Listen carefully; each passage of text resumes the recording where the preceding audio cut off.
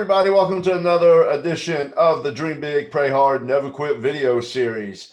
Today we have with us Dr. Kelly Alves. Um, she is the director of the New Independence Academy.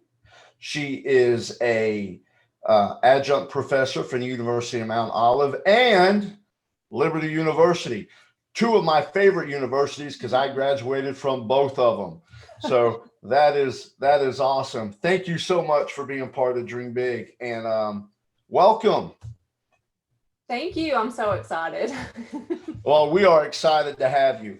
And I say this at the beginning of every interview. This is not an interview. You just talk and I interrupt you. That's pretty much how this goes. All right, that sounds good.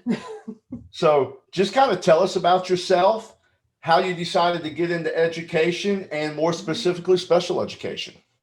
Okay, sure. Well, I actually grew up in Tennessee and I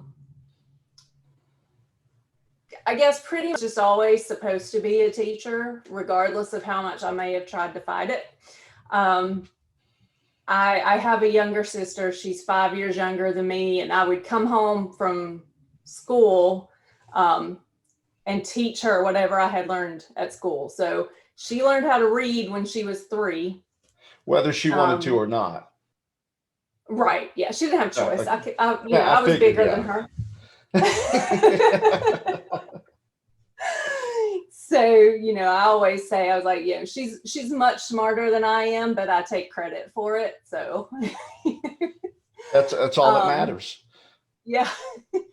So, that's the kind of thing, I was always teaching and stuff like that. And then I went to college with the intention of actually majoring in chemistry and being a pharmacist. That's what I had in mind. And I spent 2 years as a chemistry major and just said, you know what, this is crazy. It's not what I want to do. I've always wanted to be a teacher. So I changed my major to elementary education. I've got one question. One question. Did anyone try to talk you out of becoming a teacher, and that's why you went into chemistry?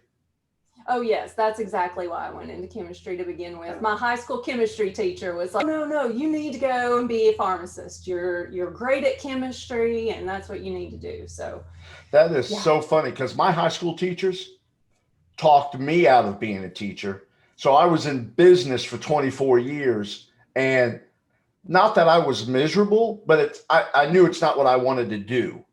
Right. And then lo and behold, I end up becoming a teacher and I've never been happier. Mm-hmm. Yeah. So that's exactly what happened though. My high school chemistry teacher was dead set I needed to be a chemist. They have such great intentions for us.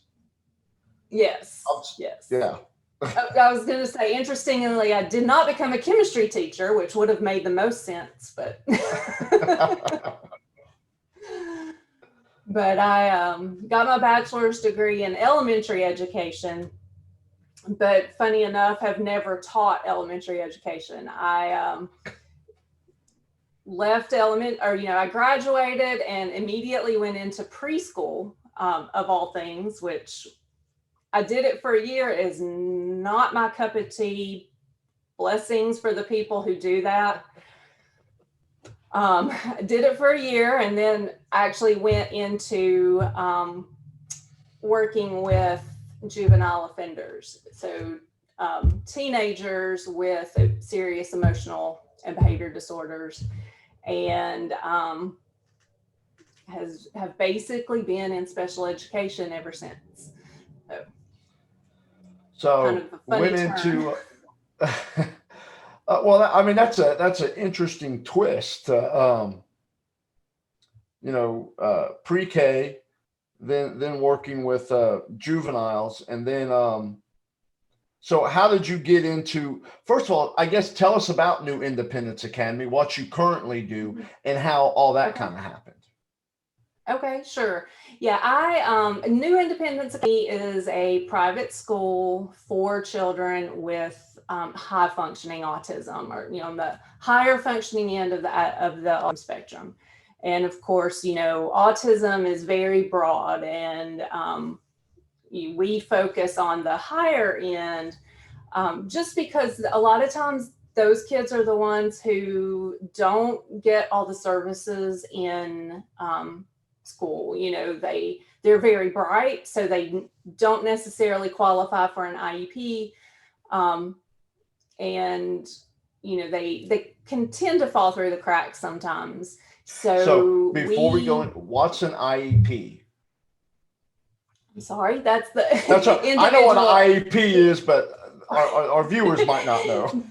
Yes, and yes, it's an individualized education program, which is basically a legal document that sets up how a child whose education is impacted by a disability, how they should be taught, and services and accommodations and modifications that they need to be successful in the classroom.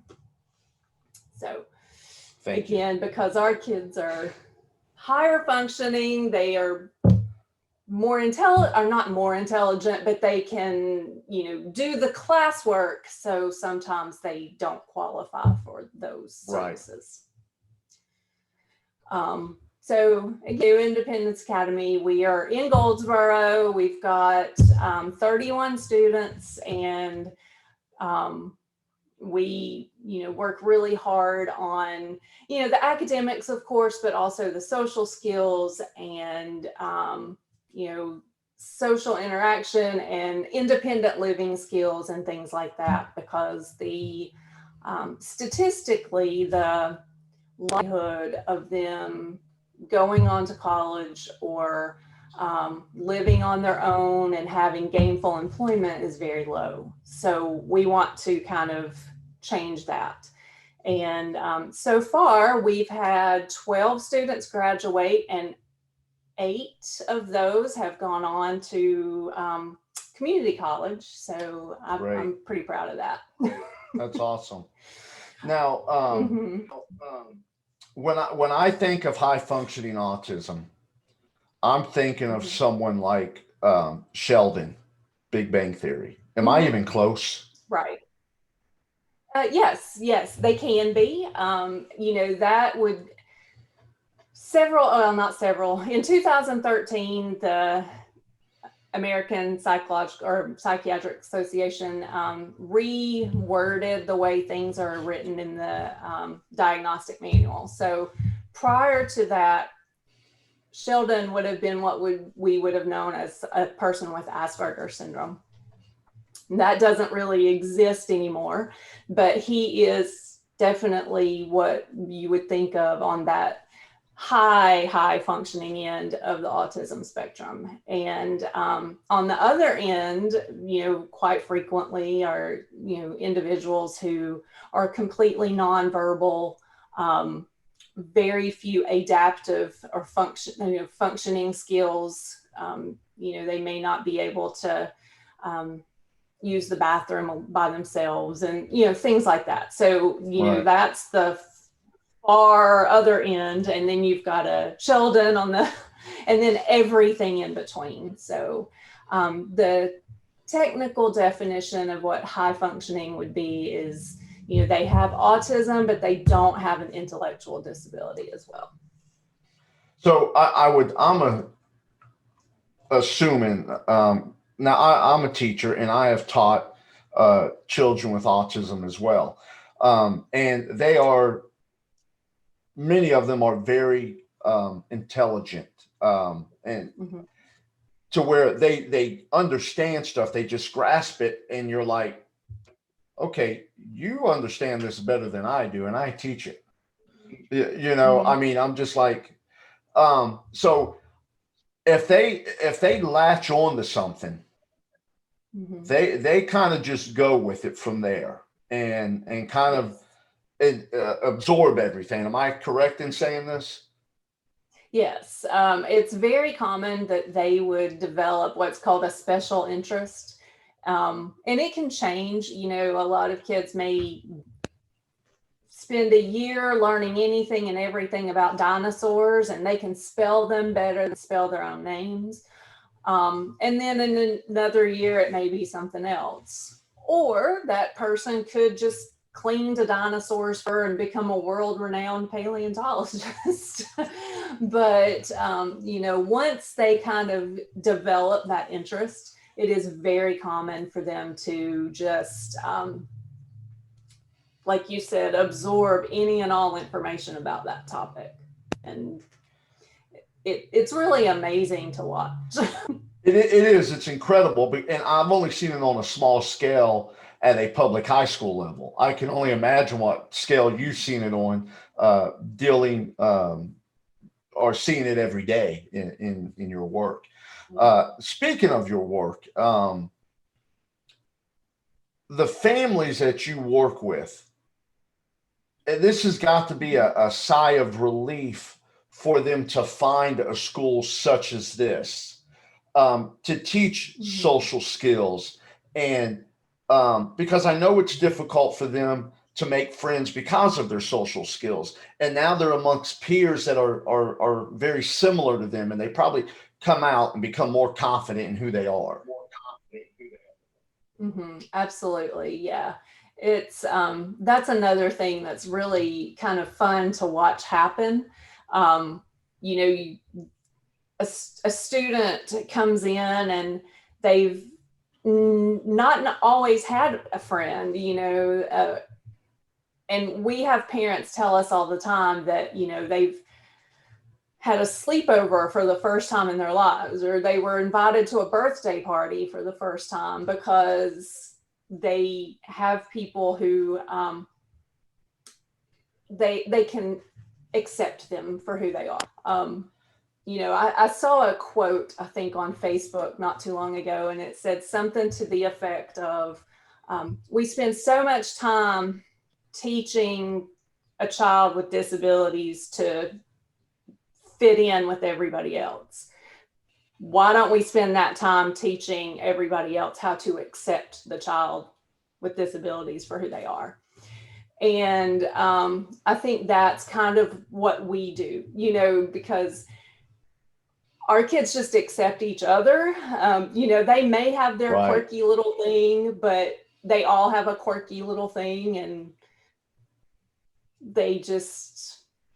it doesn't bother them. They don't think, well, he's weird because he does this. And it's fun. It's fun to watch because they just blossom. Like you said, the confidence just goes through the roof.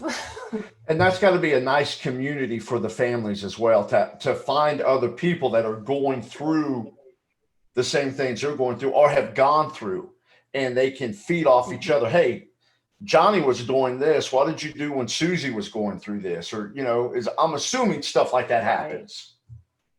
Oh yeah, all the time. Some of our families, I mean, they almost do become, well, we always say that our school is more like a family than a school. And in fact, a couple years ago when we did our accreditation, the reviewers who came in were like, we've never seen anything like this before. They really are a family. The kids say it, the parents say it, and, we can, at any given time, if you followed one of our parents on Facebook, you would see them hanging out with another family, or, going to the zoo or going out to eat, because they have that connection because of their children having the same issues, but also for the same reason their kids get along. Those parents aren't going to look at their child and think, why don't they spank them? Or, why don't my kid wouldn't act like that? And I think it does provide some relief for the parents as well. That's cool. And we've talked a lot about the education piece of it, and I know this is dream big, pray hard, never quit. And I kind of wanted to get into it's got to be a sense of, and I know you're a humble person because you don't talk about all the things that you've accomplished, but it's got to feel good to you to see what you're able to do. And not just, achieve your dreams, but you're helping other people achieve their dreams. You see these families and these Mhm. parents come in, probably just, oh, and then in 6 months, a year, you see the tension go away. You see, oh, I'm not in this by myself. And that's kind of Mhm. make you feel good. It does. And, I have an incredible staff. The teachers, our board. I mean, it's like I said, it's a family. I certainly couldn't do it without them. So, but it does. Of course, there is a sense of accomplishment just seeing that. And when I came on board in 2014, I think there were 15 students. And we've more than doubled, and we've Doubled. had 3 graduating classes. So it's good to see. Well, I think it's amazing with you and your staff that the small little town of Goldsboro has this. Um, Hmm. and being, a teacher in a public school and seeing a very small portion of autism and being a very small part of it, uh, think that something like this is amazing. Everyone wants to feel accepted. Everyone wants to be part of something, and you guys supply that uh, Hmm. for the people of Goldsboro. And I just think you're doing a fantastic job. Be sure to tell your staff and everyone involved, thank you. You're definitely a dream come true to a lot of families in this area, and you're doing a super job. And I'm glad I Thank had the opportunity to meet you. Um, I love that you do this because um, I get to learn from you as you're telling the stories, and I think this is great for the audience of Dream Big to understand other aspects. We always talk about going out there and achieving your dreams, but being accepted or being able to accept others for who they are, that helps other people achieve their dreams as well. So I'm glad we kind of you. got into that aspect as well. Thank you so much for being part of Dream Big, Pray Hard, Never Quit. Again, fantastic job of what you're doing. I'm glad that you're in Goldsboro and leading this charge for these children. You're definitely making a lot of people's dreams come true, even your own, Thank for all the accomplishments that you've had. So, again, thank you. I appreciate it. Thank you. All right.